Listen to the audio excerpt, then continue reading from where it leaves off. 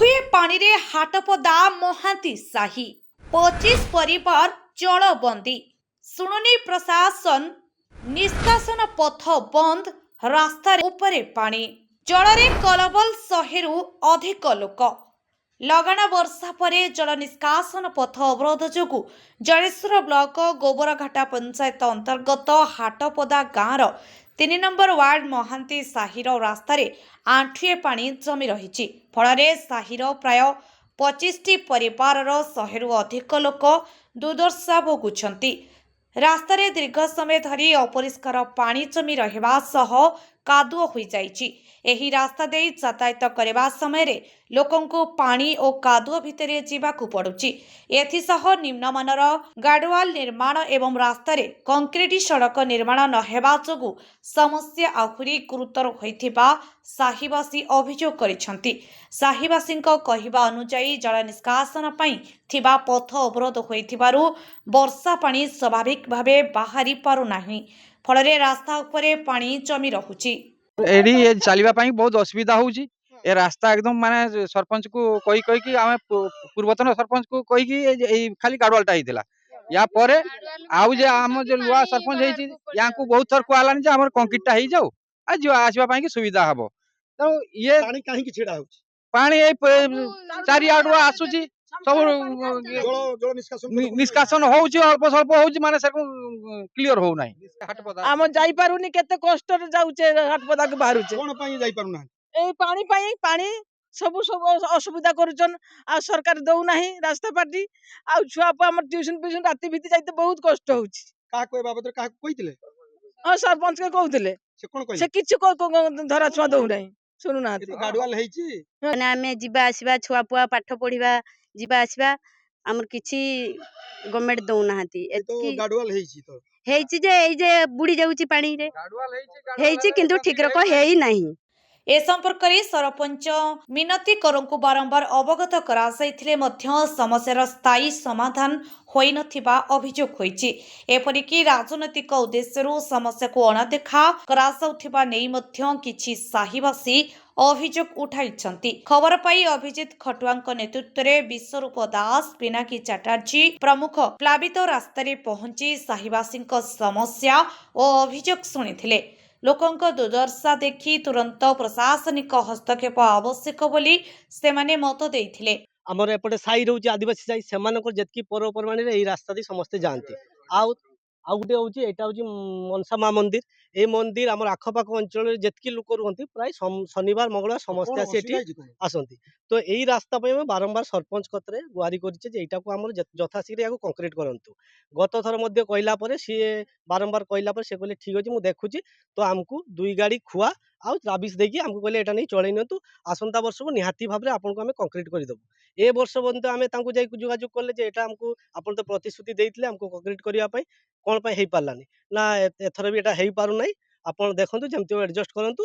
आउ कोनोसी जिंस पत्र हमर सरपंच को बारंबार कहला परे हम कोनोसी से काम ध्यान दउना तांकर कोन या आपत्ति जे रहिछि हमर जे एठिकार भाई मानक परि तांकर कोन रहिछि से सेटा भी खुली के कहउनांती।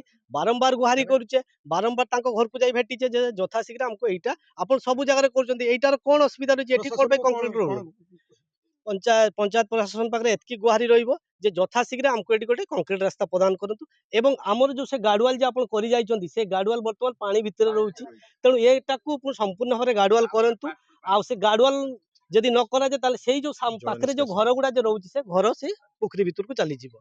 आज्ञा हाटपदा होची हमर गोबरघट्टा पंचायत रो जीवन रेखा कहले अत्युक्ति हेबो नाही।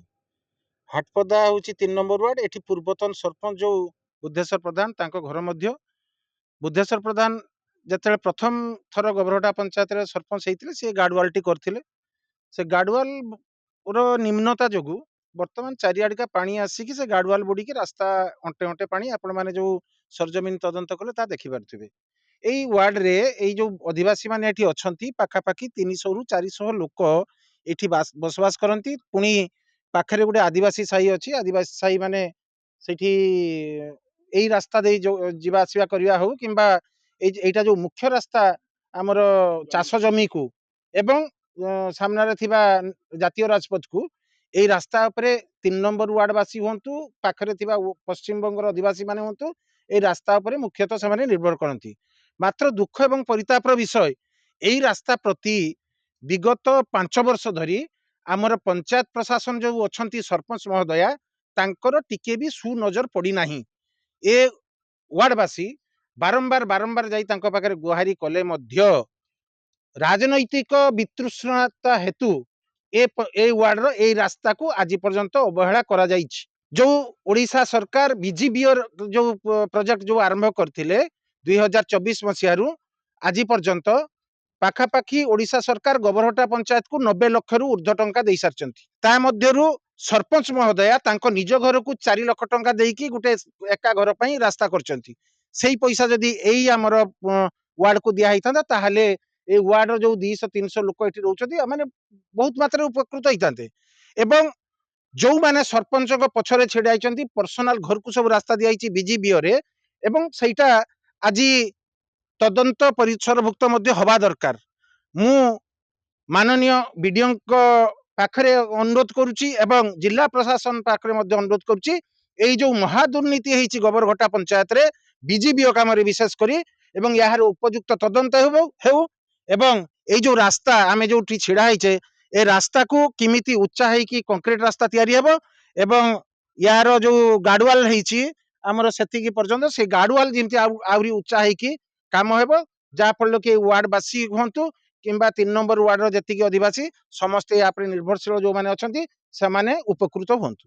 ସାହିବାସୀ ସଙ୍ଗୀତା ମହାନ୍ତି, ଜ୍ୟୋତ୍ସ୍ନା ମହାନ୍ତି, ଗୀତାରାଣୀ ମହାନ୍ତି, କାଳିଚରଣ ମହାନ୍ତି, ସତ୍ୟରଞ୍ଜନ ମହାନ୍ତି, ହିମାଂଶୁ ମହାନ୍ତି, ଚମ୍ପା ସିଂ, ତପନ ମହାନ୍ତି, ଅସିତ ପାତ୍ର, ଅମିତ ପାତ୍ର, ରାଜୀବ ପ୍ରଧାନ, ଚାଣ୍ଟୁ ସିଂ, ସୁଭାଷ ବାହାଦୁର ପ୍ରମୁଖ ତୁରନ୍ତ ସମସ୍ୟାର ସମାଧାନ ଦାବି କରିଛନ୍ତି। ସାହିବାସୀଙ୍କ ଦାବି ପ୍ରଶାସନ ତୁରନ୍ତ ଘଟଣାସ୍ଥଳ ପରିଦର୍ଶନ କରି ଜଳ ନିଷ୍କାସନ ପଥକୁ ଅବରୋଧମୁକ୍ତ କରୁ। ଏଥିସହ ନଷ୍ଟ ହୋଇଥିବା ରାସ୍ତାର ସ୍ଥାୟୀ ମରାମତି କରାଯାଇ କଂକ୍ରିଟ ସଡ଼କ ନିର୍ମାଣ କରାଗଲେ ବର୍ଷା ଦିନରେ ପ୍ରତିବର୍ଷ ଦେଖାଦେଉଥିବା ଏହି ସମସ୍ୟାରୁ ଲୋକମାନେ ମୁକ୍ତି ପାଇପାରିବେ। ଏବେ ପ୍ରଶ୍ନ ଉଠୁଛି ପ୍ରଶାସନ କେବେ ଏହି ଜଳବନ୍ଦୀ ସମସ୍ୟାର ସ୍ଥାୟୀ ସମାଧାନ କରୁଛି? ବ୍ୟୁରୋ ରିପୋର୍ଟ, ପ୍ରଦେଶ ବାର୍ତ୍ତା ନ୍ୟୁଜ୍।